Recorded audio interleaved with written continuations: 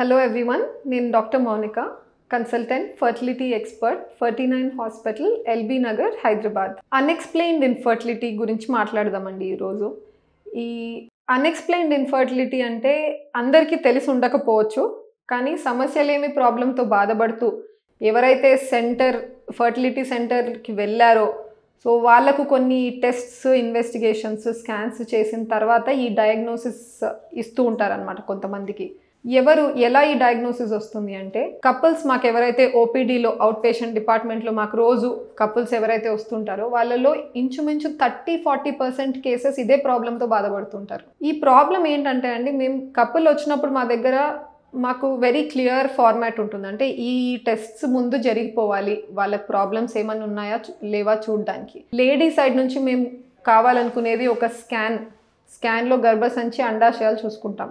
Second, tube స్కాన్లో కనపడవు కాబట్టి సపరేట్గా ట్యూబులు ఓపెన్ ఉన్నాయి లేదా అనేది టెస్ట్ చేసుకుంటాం. సో ఈ రెండు బేసిక్ టెస్ట్స్ లేడీ సైడ్ నుంచి మేము కావాలనుకునేది.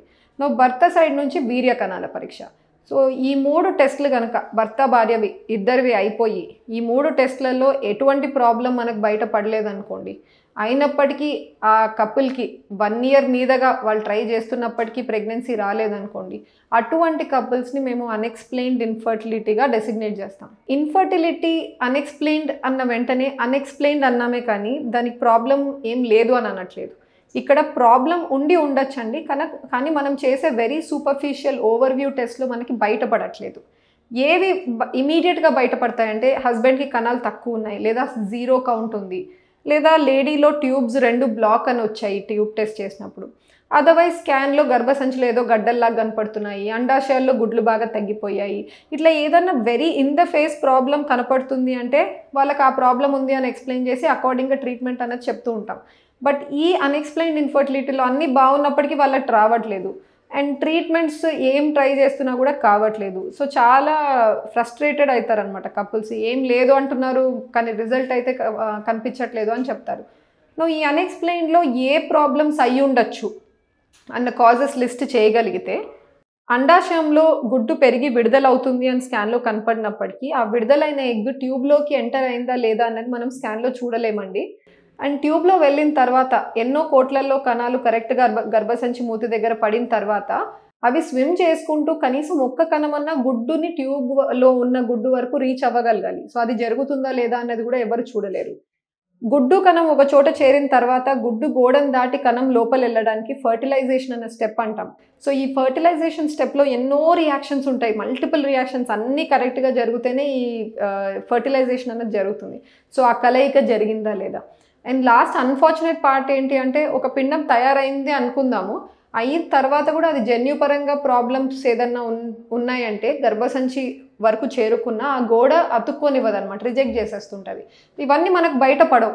సో ఇవన్నీ రీజన్స్ ఏవేవి ఉంటాయో వాటన్నిటిని కంపైల్ చేసేసి అన్ఎక్స్ప్లెయిన్డ్ ఇన్ఫర్టిలిటీ కింద వేసేసారు. అంటే ఏవి మనం చూడలేకపోతున్నాము ప్రెజెంట్ డే టెక్నాలజీ టెస్ట్స్తో, అట్లని తెలుసుకున్నా కూడా దాన్ని ఏమి మనం సొల్యూషన్ చేయలేకపోతున్నాం అనమాట. ఈ అన్ఎక్స్ప్లెయిన్డ్ ఇన్ఫర్టిలిటీ కపుల్స్కి ఫస్ట్ ఏ డాక్టర్ అయినా మోస్ట్ ఇంపార్టెంట్లీ వాళ్ళతో ఏం చెప్తారంటే, డిస్హార్టన్ అవ్వద్దు. అది 1 year మ్యారేజ్ అయి ఉండొచ్చు, లేదా 10 years మ్యారేజ్ అయి ఉండొచ్చు.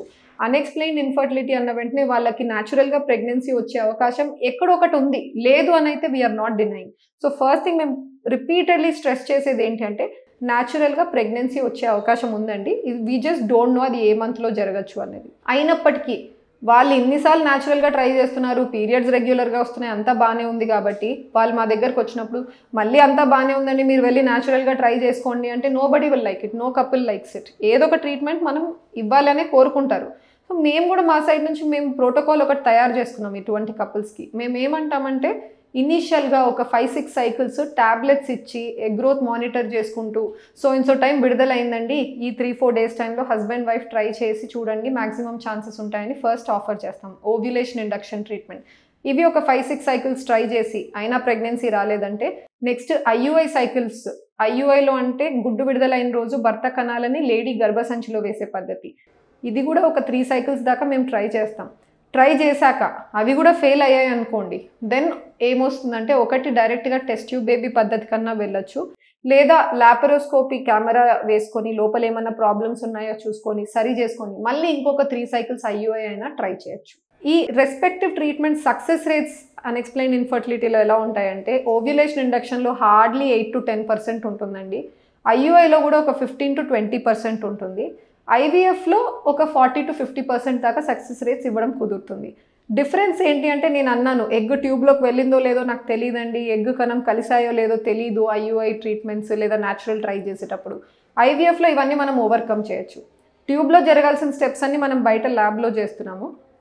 డైరెక్ట్గా మనమే ఎగ్స్ రిట్రీవ్ చేసి హస్బెండ్ కణాలు మేమే ఇంజెక్ట్ చేసి పిండం అన్నది ల్యాబ్లో తయారైపోతుంది కాబట్టి ఒక సగం 50% జర్నీ మన కళ్ళ ముందు జరిగిపోతుంది.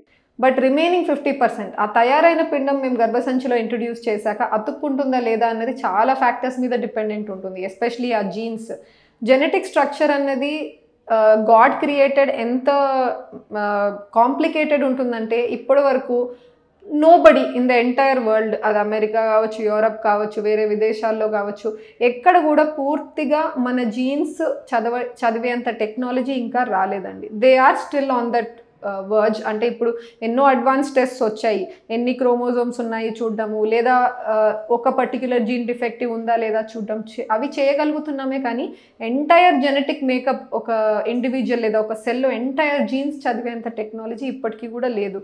దానివల్లనే ఐవీఎఫ్లో ఇప్పుడు కూడా మన సక్సెస్ రేట్స్ 50-60% లేదా ఇంకొన్ని ఎక్స్ట్రా అడ్వాన్సెస్ యాడ్ చేసినా లాగి మనం 70% దాకా తీసుకురాగలుగుతున్నామే కానీ 100% రీచ్ అవ్వలేకపోతున్నాం. అయినప్పటికీ ఉన్న ట్రీట్మెంట్స్లో most advanced most success offer చేసే ట్రీట్మెంట్ వచ్చేసి ఐవీఎఫ్ఏ. అందుకే అన్ఎక్స్ప్లెయిన్లో ఫస్ట్ది సెకండ్ది ఐయుఐ కూడా ట్రై చేశాక కాలేదు అంటే అప్పుడు మనం ట్రై చేయాల్సింది ఐవీఎఫ్ ట్రీట్మెంట్.